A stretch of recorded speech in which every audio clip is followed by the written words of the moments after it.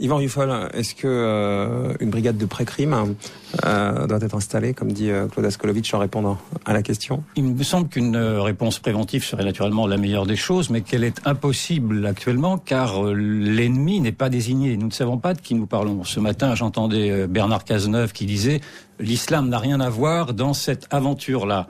Donc déjà, si le ministre de l'Intérieur commence à dire ceci, il dit une contre-vérité. Certes, l'islam en tant que religion n'a rien à voir, mais l'islam en tant que structure politique a à voir. C'est l'islam radical qui est au cœur de ce nouvel antisémitisme qui existe dans les cités depuis maintenant au moins les années 2000, et d'ailleurs que les mouvements antiracistes ne veulent pas toujours voir. Ils veulent voir l'antisémitisme de l'extrême droite, mais pas cet antisémitisme qui fait couler du sang. Donc il faut déjà ouvrir les yeux. Or, d'ouvrir les yeux, ça demande un sacré travail sur les mentalités, parce que j'entends dire que ce voyou, maintenant ce tueur, aurait été islamisé dans les prisons. Ça, je veux bien le croire. Il y a certainement dans les prisons même des vigilances accrues à voir, mais l'islam se ne fait pas simplement dans les prisons, l'islam se fait dans les mosquées.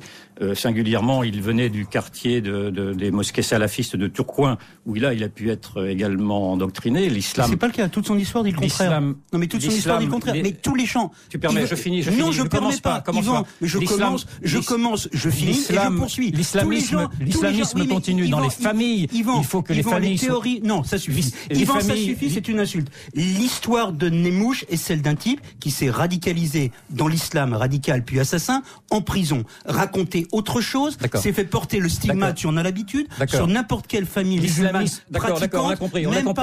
On connaît ta collaboration avec l'islamisme radical, et ça ne m'intéresse pas. Ma collaboration, tu emploies ce mot-là. Oui, j'emploie ce mot-là. La collaboration. Absolument.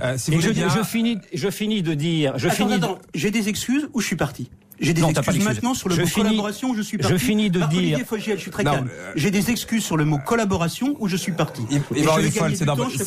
C'est dans votre camp, la collaboration, si je peux me permettre, n'était pas le terme le plus approprié. Non, mais je finis de dire, j'en ai marre de ce terrorisme à chaque fois. Ok, terrorisme et collaboration, Marc Olivier, on se reverra la semaine prochaine. Ça suffit. Je finis de dire, il y a pas simplement les mosquées qui sont également au cœur de tout ceci, il y a également les familles, et il y a également surtout ce que l'on vient de voir, cette impossibilité qu'il y a pour certains qui ont pris cause, pour des bons sentiments très justement, qui ont pris cause pour cet islamisme radical et qui ne veut pas voir le fond de l'antisémitisme qu'il y a derrière. On a bien compris ce que vous dites.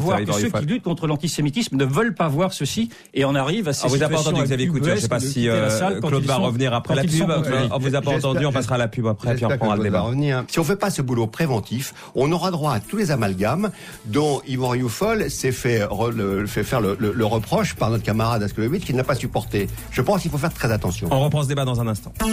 Marc-Olivier Fogiel, on refait le monde dans RTL Soir. Et on reprend notre débat donc sur ces djihadistes qui passent entre les mailles du filet avec Jean-Claude Dacier, Yvan Rioufol, Xavier Couture et Claude Askolovitch qui nous a rejoint. Rebonsoir Claude. Rebonsoir.